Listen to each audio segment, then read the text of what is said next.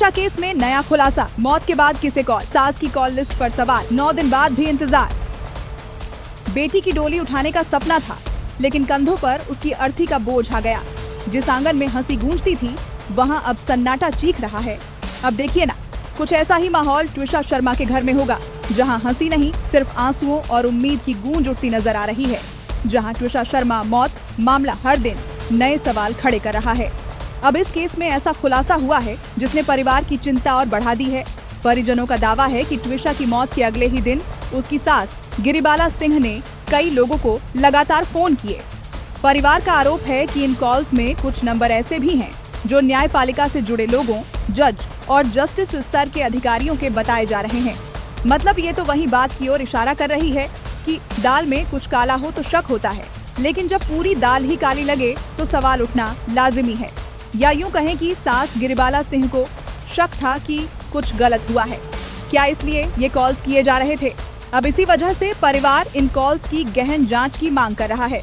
उनका कहना है कि हर कॉल के पीछे की सच्चाई सामने आनी चाहिए और यह पता लगाया जाना चाहिए कि आखिर इन बातचीतों का ऑब्जेक्टिव क्या था।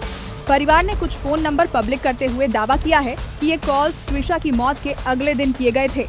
इतना ही नहीं, उनका कहना है कि 13 मई को उन लोगों को भी फोन किए गए जिन्होंने घर में सीसीटीवी कैमरे लगाए थे। ट्विशा के परिजन चाहते हैं कि इन सभी नंबरों की पूरे तरीके से जांच हो और उनसे जुड़ा हर डिजिटल सबूत तुरंत सुरक्षित किया जाए। उनकी मांग है कि जांच एजेंसियां कॉल डिटेल रिकॉर्ड यानी CDR, मोबाइल लोकेशन, इंटरनेट गतिविधियां, email, SMS, WhatsApp chat, social media account, cloud data, call recording, CCTV footage और सभी इलेक्ट्रॉनिक सबूतों को सुरक्षित रखें ताकि किसी तरह की छेड़छाड़ न हो सके। परिवार का कहना है कि आरोपी पक्ष से जुड़े हर व्यक्ति, चाहे रिश्तेदार हो, सहयोगी हो, वकील, ड्राइवर या फिर घरेलू कर्मचारी, सभी के फोन रिकॉर्ड और डिजिटल गतिविधियों की भी जांच की जानी चाहिए। ट्विशा की मौत के बाद से उसका पति समर्थ सिंह फरार बताया जा रहा है और पुलिस उसकी तलाश में लगातार छापेमारी कर रही है। उस पर इनाम भी घोषित किया गया है।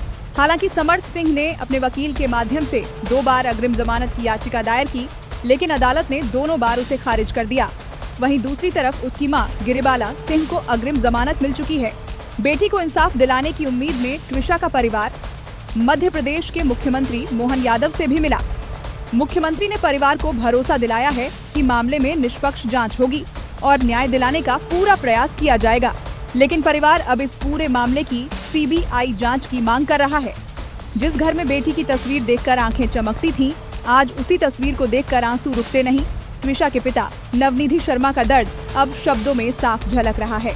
उन्होंने आरोप लगाया कि परिवार को भोपाल पुलिस, प्रशासन और न्यायपालिका से न्याय मिलने की कोई उम्मीद नहीं बची है।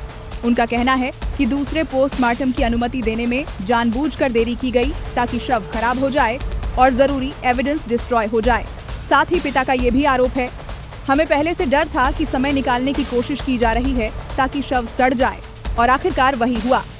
कटारा हिल्स थाना पुलिस ने परिवार को लेटर भेजकर कहा कि ट्विशा का पार्थिव शरीर एम्स भोपाल से ले जाया जाए। पुलिस के अनुसार एम्स ने बताया कि शव को सुरक्षित रखने के लिए -80 डिग्री सेल्सियस तापमान की जरूरत होती है, लेकिन अस्पताल में ऐसी सुविधा उपलब्ध नहीं है।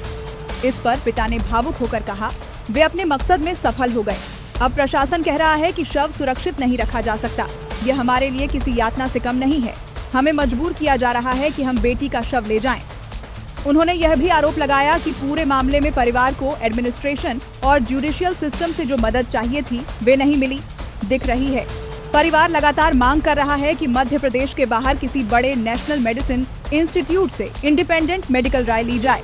उनका कहना है कि इससे जांच प्रक्रिया पर जनता का भरोसा मजबूत होगा और सच्चाई सामने आने में मदद मिलेगी। मिली जानकारी के अनुसार ट्विशा का पहला पोस्टमार्टम 13 मई को एम्स भोपाल में हुआ था और तब से उसका शव अस्पताल की मोर्चरी में रखा हुआ है। परिवार का कहना है कि जब तक दूसरी पोस्टमार्टम की मांग पूरी नहीं होती, वे शव नहीं लेंगे। बताया जा रहा है कि 12 मई की रात लगभग 10:05 पर ट्विशा अपनी मां से फोन पर बात कर रही थी। परिजनों के मुताबिक कॉल खत्म होने के करीब 15 मिनट बाद सास का फोन आया और बताया गया कि ट्विशा सांस नहीं ले रही है। यहीं से परिवार के मन में कई सवाल पैदा हुए, जिनका जवाब आज भी नहीं मिला है। ससुराल पक्ष का दावा है कि ट्विशा ने बेल्ट का फंदा बनाकर आत्महत्या की, लेकिन परिवार का कहना है कि पोस्टमार्टम रिपोर्ट में शरीर पर गहरी चोटों के निशान मिलने की बात सामने आई है, जिससे संदेह और गहरा गया है।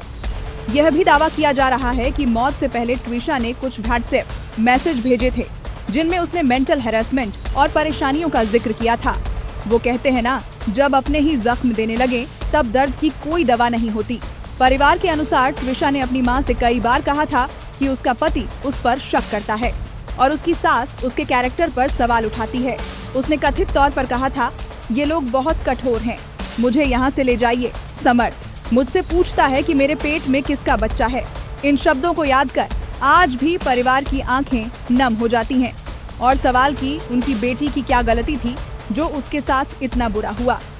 बेटी चली गई, लेकिन पीछे छोड़ गई अनगिनत सवाल। सच चाहे जितना भी दबा हो, एक दिन सामने जरूर आता है। आज 9 दिनों से ज्यादा समय बीत चुका है। ट्विशा का शव अब भी मोर्चरी में रखा है। परिवार अपनी बेटी का अंतिम संस्कार तक नहीं कर पाया है और इंसाफ की उम्मीद में दर दर दस्तक दे रहा है। अब सवाल सिर्फ एक मौत का नहीं है, सवाल उस सच का है जिसका इंतजार एक पिता, एक माँ और पूरा परिवार कर रहा है। क्या ट्विशा को न्याय मिलेगा? क्या हर सवाल का जवाब सामने आएगा? फिलहाल पूरा देश इसी जवाब का इंतजार कर रहा है। आपको क्या लगता है? अपनी राय हमें कमेंट सेक्शन में जरूर बताएं।